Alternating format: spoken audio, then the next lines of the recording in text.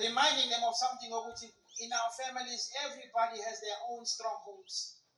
Ngibatshela from something that a certain pastor shared with me. Uthi nomfundisi kumina uthi akasoze aphuze utshwala because uyasaba ukuthi kubo bonke abantu abaphuzayo akekho othintayo. Uthi kubo makuphuzwa uba yi-alcoholic.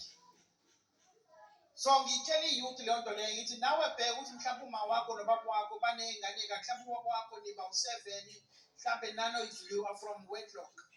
Nakuma wakho kanjani ngithi mina that's a stronghold in your family. That means when as a young man or young woman you should not be playing around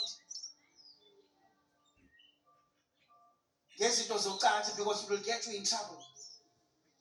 So I'm explaining different scenarios. Ngithi kuyini mhlawumbe abakini abanye baba addicted kalula ey'ntweni.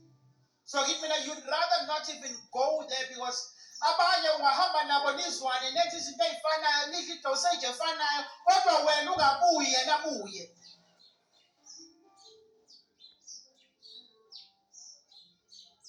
So maningi amanye esikuwona siwumzimba kaKristu. Iyahlekisa le nto because sokunongazi ukuhleke ngizama ukuyibamba indlela engifuna ukusho ngayo. Ukuthi ubaba uyakwazi ukuphuma ekhaya elihle ahamba ayohlala emjondolo nentombi. Ashiye umama umndeni ifamily ephelele.